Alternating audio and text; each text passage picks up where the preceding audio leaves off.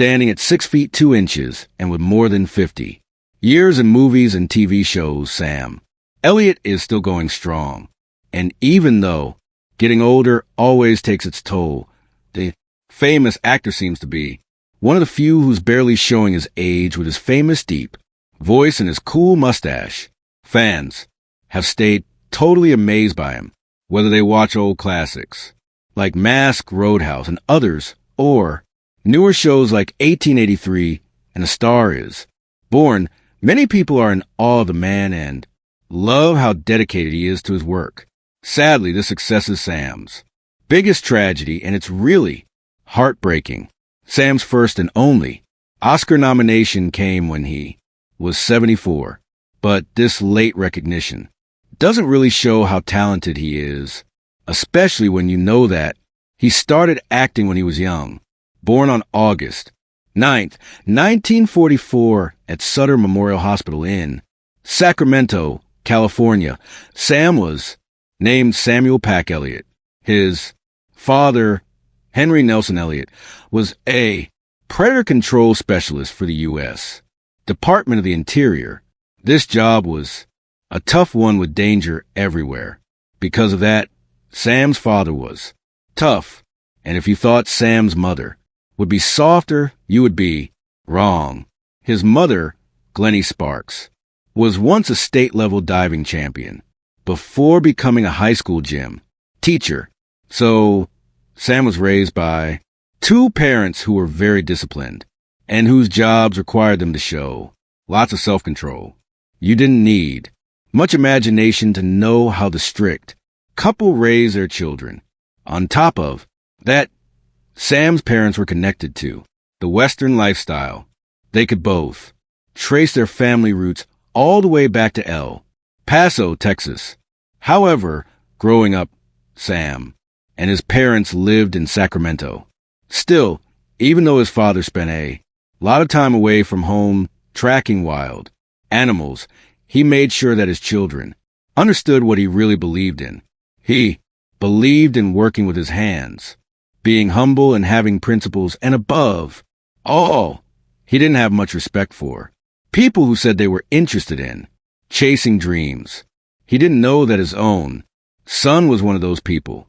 Sam had fallen in love with the movies as a child with a big imagination. When he saw his first movie in his town's movie theater, he must have decided that that was his calling. And right before he became a teenager, Sam was already dreaming of being an actor. By the time he was a teenager, his family moved to Portland, Oregon, after his father was transferred. Even there, Sam found a movie theater and became a regular visitor.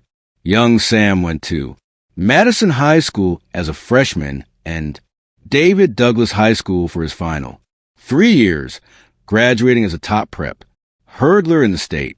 He wasn't really interested in school, but he did like some quiet and nature, so he would often go into the woods to be alone with his thoughts.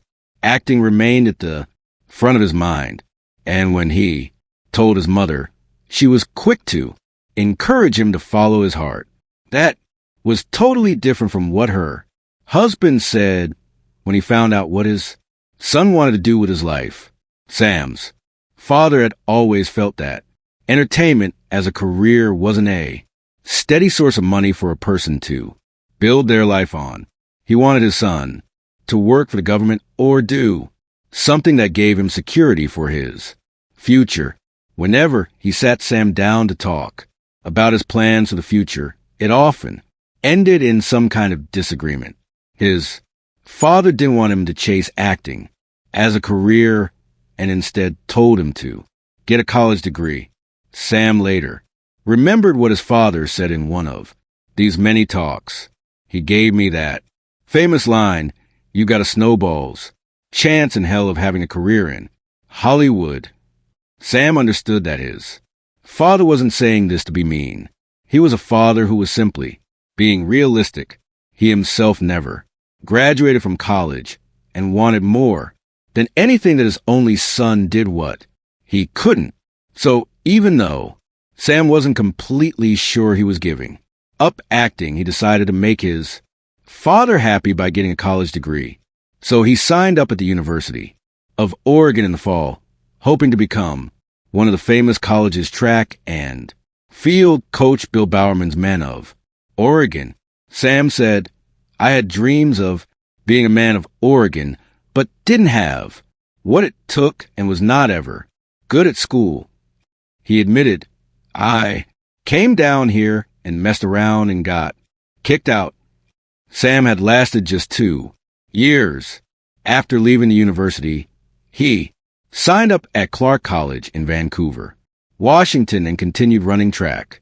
There he ran both the 120 high hurdles and the 360 intermediate hurdles. Still, Sam found a way to do some acting, appearing in the colleges, show Guys and Dolls. After getting a 2-year degree at Clark College, he signed up again at the University of Oregon. He joined the Sigma Alpha Epsilon fraternity, still hoping to get a 4-year degree. But again, Sam was having a hard time making the school part work out. And while he was trying his best, tragedy struck. His father had died of a heart attack in Portland. He was 54 years old. That news crushed 18-year-old Sam, and he remembered saying, "That killed me." He and his beloved father still hadn't agreed on the career he wanted to follow. Sam felt his father died still, believing his son's mind was set on the wrong path. And what breaks Sam's heart is that the old man never got a chance to see what happened with that path. For him, this was the wound that never fully healed. His father's death was the last straw that broke the camel's back. Sam quit school and moved to Los Angeles to chase a career in acting. He later said about his decision to go against his father's wishes. He was a realist. My dad, he was a hard worker. He had a work ethic that I built mine after, and I thank him for that every day. After his move to L.A., Sam soon signed as a contract player with 20th Century Fox and got his first role on the TV cop show Felony Squad during the 1968-1969 season. Around this time, Sam worked in construction while studying acting and served in the California Air National Guard's 146th Airlift Wing, which was known as the Hollywood Guard at Venice Airport before the unit moved to Channel Islands Air National Guard Station. Then after that, he got his first movie role in 1969's Butch Cassidy and the Sundance Kid, which also starred Catherine Ross, the woman he would spend the next 4 decades with. He and Ross got back together 9 years later, and that was when they began dating. In Butch Cassidy and the Sundance Kid, Sam's role was small and almost nothing. He was simply the card player number 2, sitting at a poker table without a single line of talking.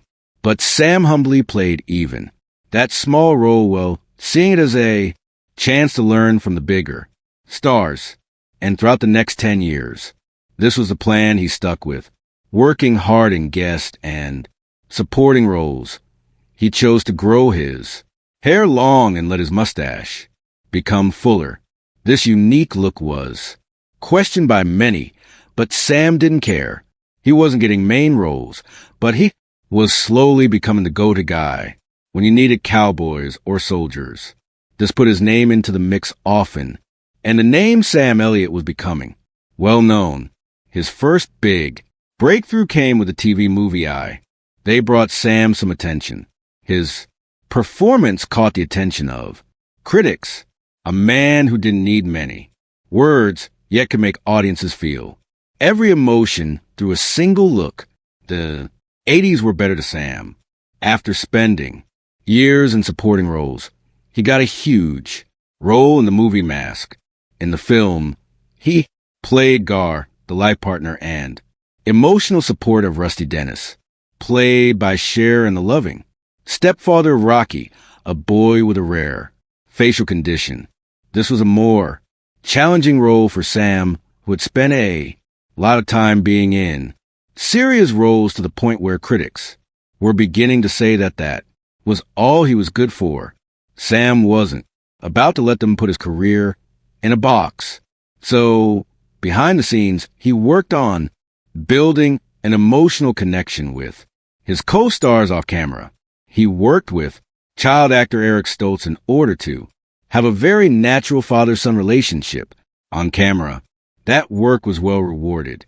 When the movie came out and critics had to admit that this was a turning point in Sam's career, he was now a versatile actor with deep emotional depth. This reveal opened up more opportunities for Sam, who remained very picky, always searching for characters with weight and dimension. The impressive thing about Sam was his refusal to give up the rugged masculine character type that had given him a foothold in the industry. And when Roadhouse came out in '89, fans were delighted. The '90s brought Sam back to Westerns, a return really appreciated by many fans, and in their eyes cemented Sam's reputation as an icon in the genre. This conclusion was not rushed into, by the way. He both produced and starred in the film Conager, which was adapted from a Louis L'Amour novel. His portrayal of the character, Con Conager, earned him Emmy and Golden Globe nominations. Sam went on to appear in two historical epics, Gettysburg and Tombstone, both of which were praised like crazy. Then he starred in Buffalo Girls, which gave him another opportunity to play a Western icon, Wild Bill Hickok. This role earned him both Emmy and Golden Globe nominations. The big cherry on top of a very successful '90s for Sam was a small role as a stranger in the Big Lebowski. Sam appeared in only a few scenes as a mysterious narrator with a deep, warm voice. The role became an iconic piece of American cinema and probably Sam's most lasting cultural impression. His role as the stranger has become so timeless that decades after the movie's release, it is still talked about with respect. All his work in Westerns paid off with widespread recognition in the genre. In 2007, the National Cowboy and Western Heritage Museum inducted him into their Hall of Great Western Performers.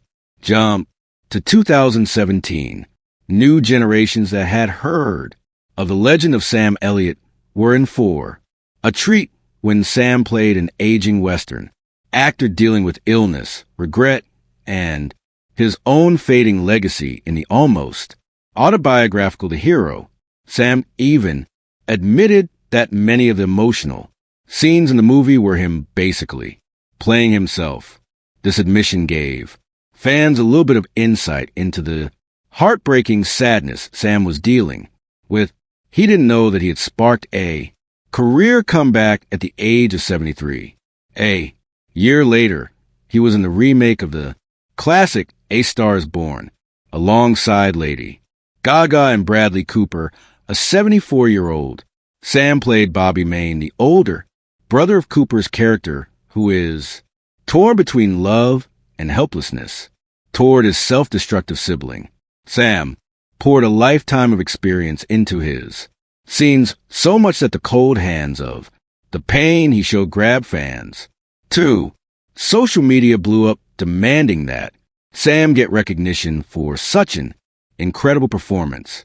The role would eventually earn him his only Oscar nomination for Best Supporting Actor. This put more light on the side project he had been working on with Ashton Kutcher, a TV series called The Ranch. The younger audience fell over themselves to be the first to watch and comment on his fantastic acting. Then in 2021, he was in the Western miniseries 1883, which earned him more praise on the Screen Actors Guild Award for Outstanding Performance by a Male Actor in a Miniseries. Outside acting, you could swear you sometimes hear Sam's voice in your head. You wouldn't be far from the truth, because his distinctive voice is practically everywhere, from commercials to major documentaries. Sam does probably half of the voiceovers in the Country, if you say it is because he has a one-of-a-kind voice type, you would be right. But Sam has proved himself to the industry to be a man of integrity and free of controversy. Even after spending over 5 decades in Hollywood, something quite a few people would tell you is impossible. How Sam did it was talked about in an interview where he honestly explained that he didn't escape the dark side of Hollywood. He exposed what he called casting couch encounters. This nice-sounding description was how powerful people demanded sexual favors in exchange for acting roles. Sam admitted that he was approached, but he was never going to stoop that low, even if it meant losing opportunities to move up the ladder of his career. The question he found himself asking was, what would be left of him when he had traded every bit of his dignity for fame? When the Me Too movement gained momentum, he voiced his support, saying he understood what many of his peers had suffered and why the voices of the victims needed to be heard. And being a father was something that helped him stay strong. After he and Catherine Ross got back together and began dating, she had already been married 4 times. Her previous husbands were Joe Fabiani, John Marion, Conrad Hall, and Gaetano Lizzi. The only reason the names of these former spouses are even talked about is that the marriages altogether lasted less than 5 years. When Sam walked down the aisle with her as her 5th husband, she was becoming his first and only wife. The marriage has lasted for decades and is one of the longest running marriages in Hollywood. The blessing of that union is their daughter Cleo Rose Elliott, who unlike her actor parents has decided to pursue music, which her parents